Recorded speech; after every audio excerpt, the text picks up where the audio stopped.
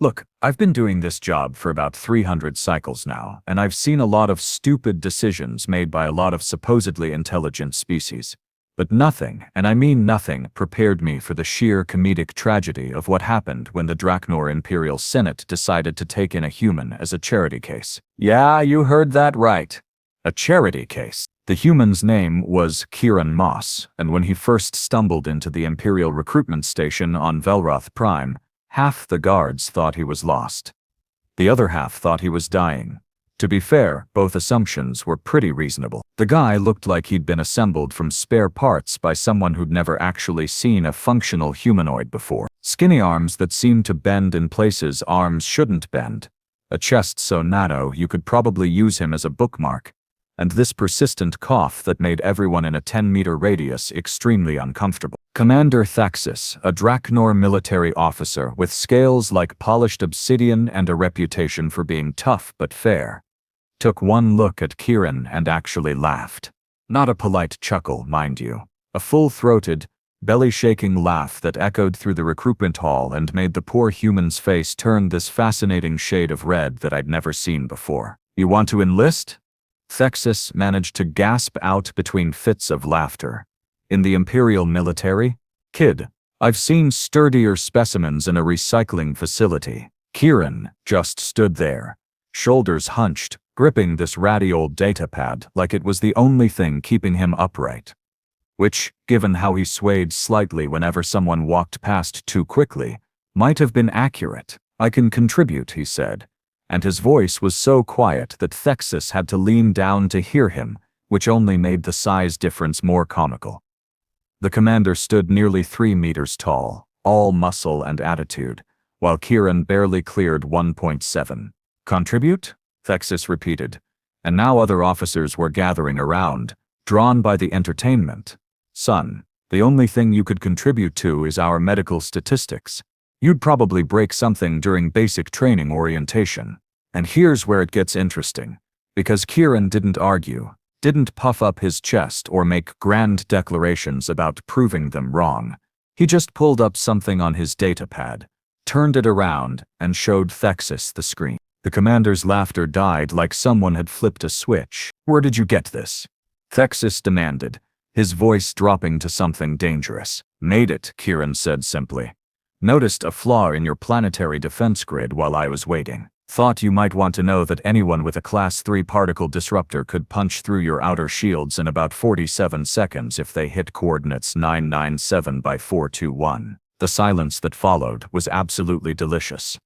I watched every officer in that room go through the same progression. Confusion, disbelief, anger at being shown up by this walking medical emergency, and finally, grudgingly, respect. Thexis grabbed the datapad, studied it for a long moment, then handed it to his second-in-command, a Draknor named Vesa, who had more tactical certifications than most people have teeth. She looked at the screen, looked at Kieran, looked back at the screen, and swore in 3 languages, 2 of which I'm pretty sure she invented on the spot. This is accurate, she said flatly. Of course it's accurate, Kieran replied, and for just a second, there was something in his voice, something sharp and confident, that didn't match his physical appearance at all. I don't waste time on approximations. Thexis studied the human for a long moment, and I could practically see the calculations happening behind those predatory eyes. You're hired, but not for combat duty. Medical board would reject you so fast your head would spin.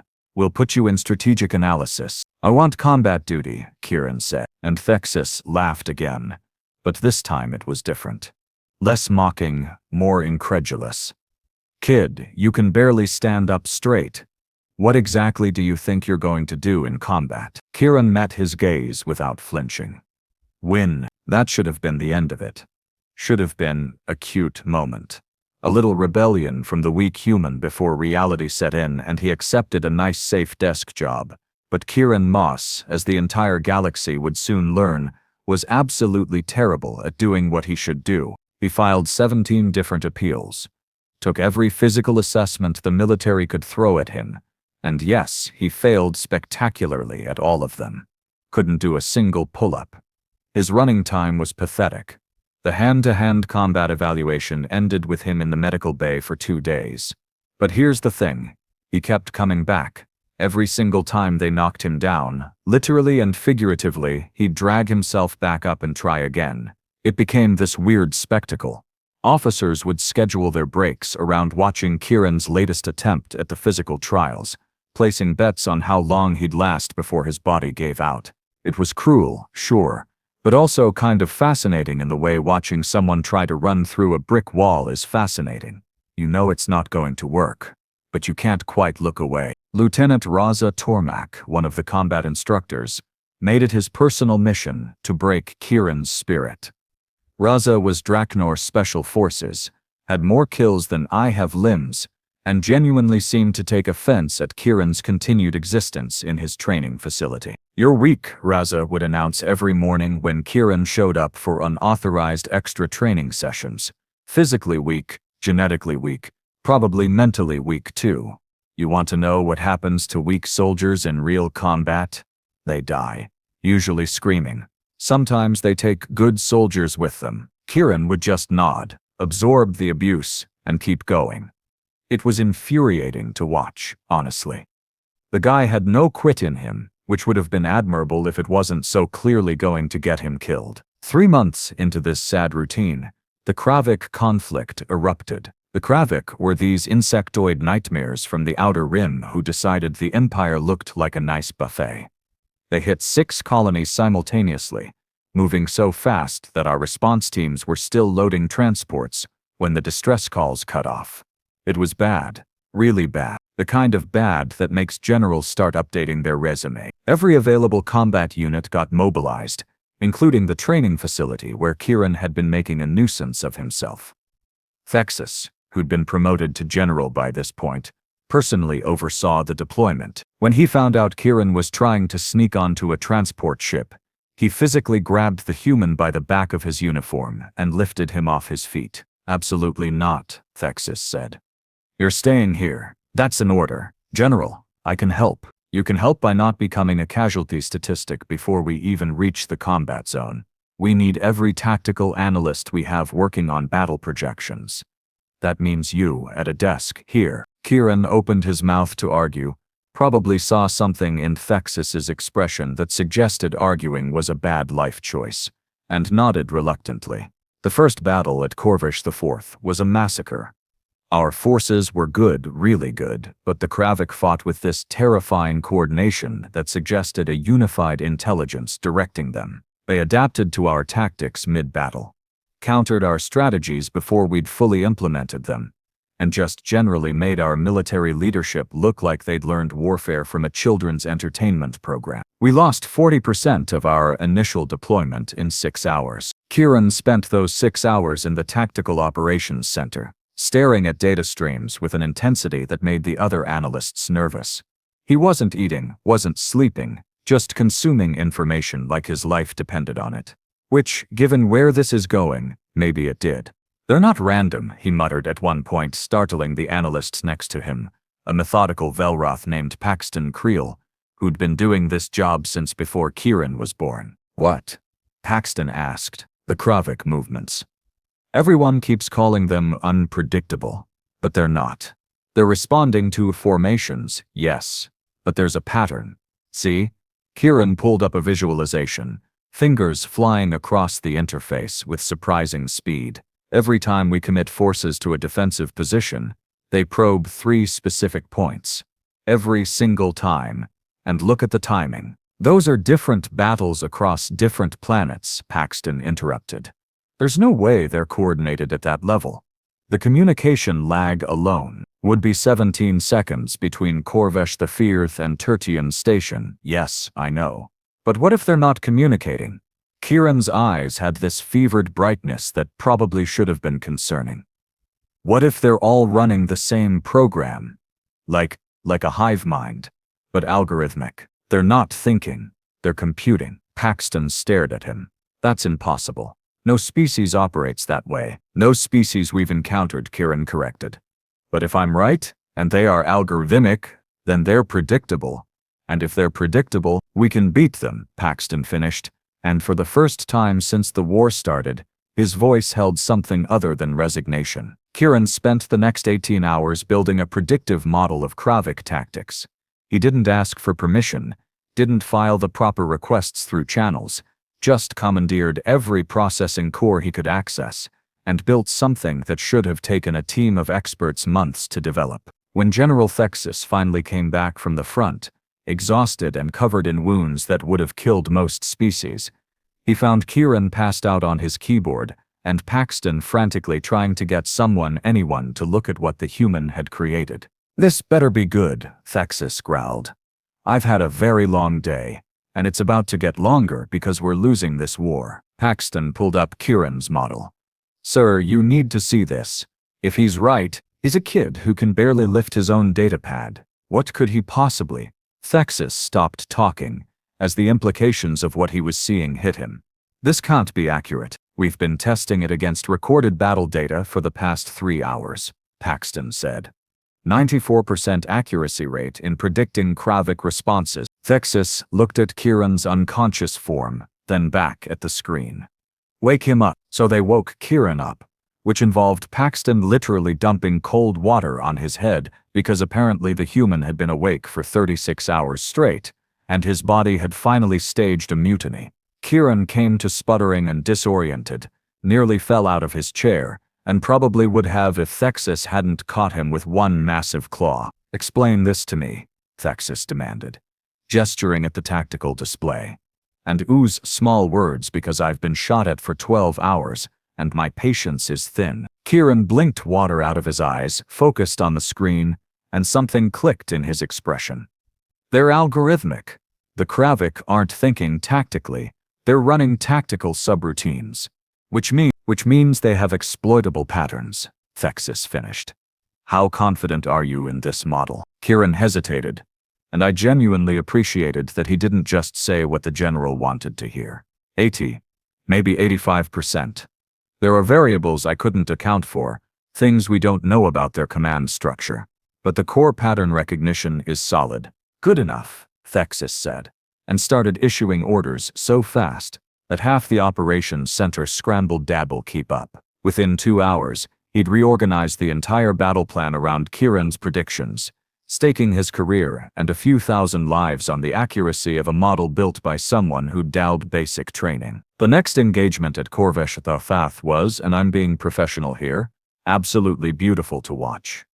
Our forces moved like they could read the Kravik's minds, countering attacks before they fully developed, exploiting gaps in their formations that shouldn't have been predictable. The Kravik adapted, sure, but Kieran had built adaptation patterns into his model too, and every time they shifted tactics, our commanders were already responding to the shift. We didn't just win that battle, we dominated it so thoroughly that the Kravik did something they'd done before. They retreated.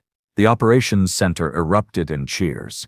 Officers who'd been preparing for defeat were suddenly slapping each other's backs and laughing with this manic relief that comes from unexpected survival. Thexis stood in the middle of it all, watching the tactical display, and then turned to look at Kieran with an expression I couldn't quite read. "How did you know?" he asked quietly. Kieran shrugged, looking uncomfortable with all the attention. "I didn't, not for certain.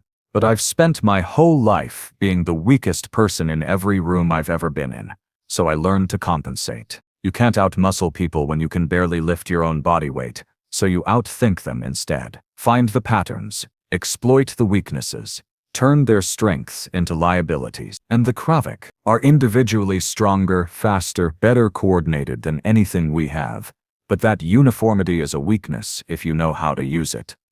They're optimized for a specific type of warfare, which means deviation from that type is costly for them." Thexis studied him for a long moment. "How would you like a promotion?" "I'd like combat duty," Kieran replied. "And here we go again. Except, this time, Thexis didn't laugh.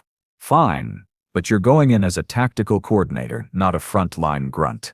Your job is to stay alive and keep thinking, because apparently your brain is worth more than our entire strategic command. That should have been the happy ending, right?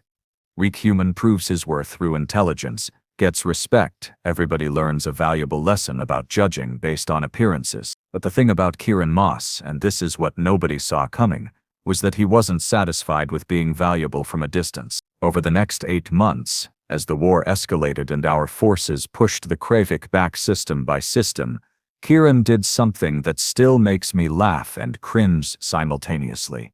He trained. Not the way normal people train, with structured programs and reasonable goals. No. This maniac decided that since his body was garbage, he'd just have to rebuild it from scratch. He ate constantly. Calories calculated to the gram. Slept on a schedule designed by medical AI to optimize recovery. Trained for hours every day, starting with exercises so basic that children could do them and slowly, painfully, building up. And, yeah, he failed a lot. Pushed too hard, ended up in medical more times than I can count, got lectured by doctors who were genuinely concerned he was going to kill himself. But here's the thing about having a brain that can predict enemy movements across multiple star systems.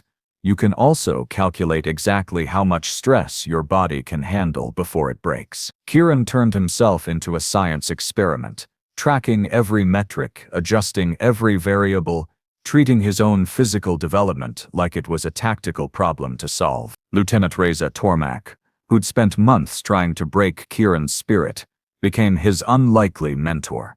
I think Reza saw something in the human's determination that reminded him of himself.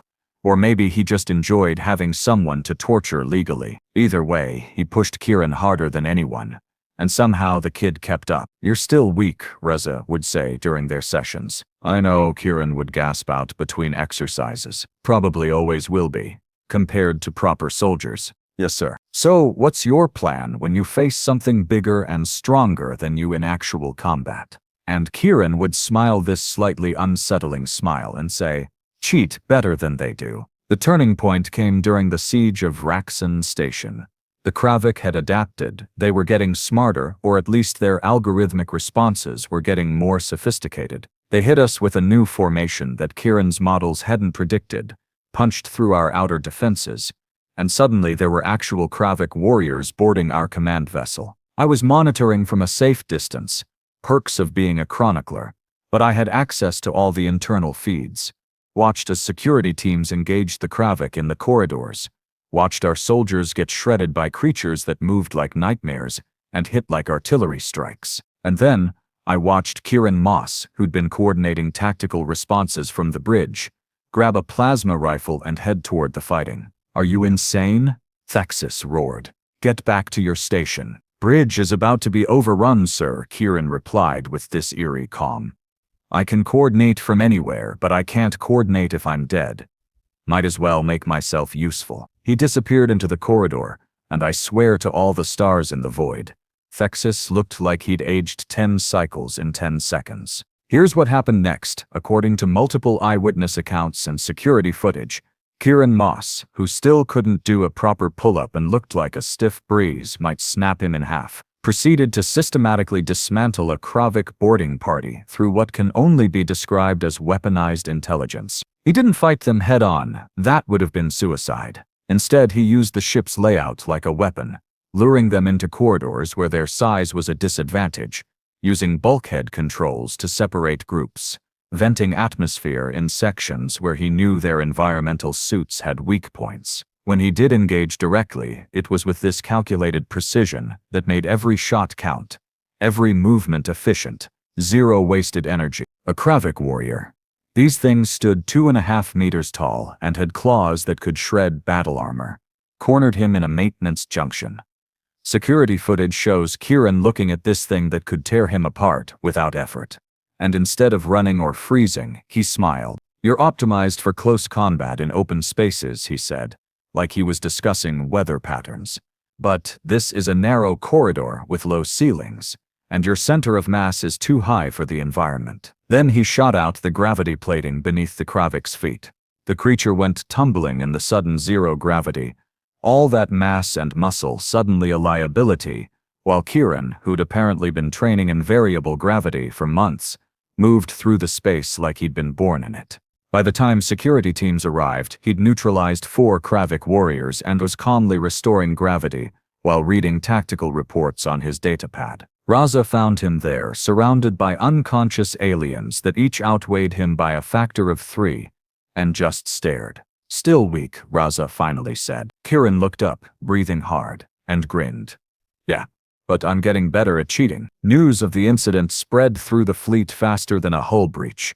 The weak human who'd revolutionized our tactical doctrine had just taken out a Kravik boarding party solo. Morale skyrocketed. Recruitment officers started getting applications from candidates who cited Kieran as their inspiration. It was this weird cultural moment where suddenly everyone wanted to be the scrappy underdog who won through cleverness. General Thexus promoted him again, this time to strategic commander, which came with actual authority and a security detail that Kieran immediately tried to refuse. "Sir, I don't need bodyguards." "The bodyguards aren't for you," Thexus interrupted.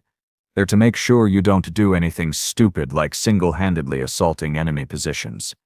You've become more valuable than most of our capital ships, and I will not have you getting killed because you decided to prove another point." The war ended 4 months later when Kieran identified the Kravik's central coordination nexus. Turned out his algorithmic theory was correct. They were all running variations of the same tactical program, which meant finding and destroying the source code. Essentially lobotomized their entire military. The strike team that took it out included Kieran over Thexus's very loud objections, and according to reports, it was simultaneously the most effective and most terrifying combat operation anyone had ever witnessed. Fast forward 18 months, and Kieran Moss is sitting in the Imperial Senate as the youngest strategic advisor in history.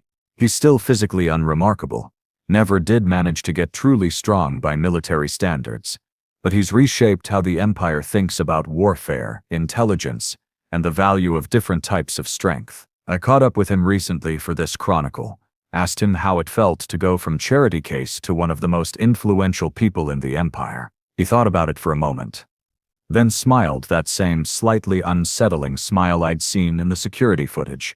"Everyone assumed my body was my weakness. And yeah, it is. Still can't do 10 pull-ups. Still get out of breath climbing stairs. But they missed the point. I never needed to be the strongest. I just needed to be smart enough to make strength irrelevant." "And now?" I asked. "Now that you've proven everyone wrong?" "Now," he said, "I'm working on cardiovascular endurance. Turns out you can optimize pretty much anything if you're willing to treat it like a solvable problem." Thexus, who'd been standing nearby and definitely eavesdropping, snorted. "Still convinced you're going to train yourself to death?" "Probably," Kieran agreed cheerfully, "but I'll die in really good shape." I left them there, the massive Draknor general, and the scrawny human who'd redefined everything we thought we knew about strength and warfare, arguing about workout protocols and optimal recovery periods. And you know what? I'm pretty sure Kieran's going to end up running the whole damn empire eventually. Not through force or political maneuvering, but because he's already identified the systematic inefficiencies in our government structure, and is probably 3 steps into a plan to optimize them. Poor bastards in the Senate don't even know what's coming. But then again, neither did the Kravik, and look how that turned out for them. Moral of the story: never, ever, mock the weak kid with the brilliant mind. Because that weak kid might just be playing a completely different game than everyone else, and by the time you realize it, he's already won.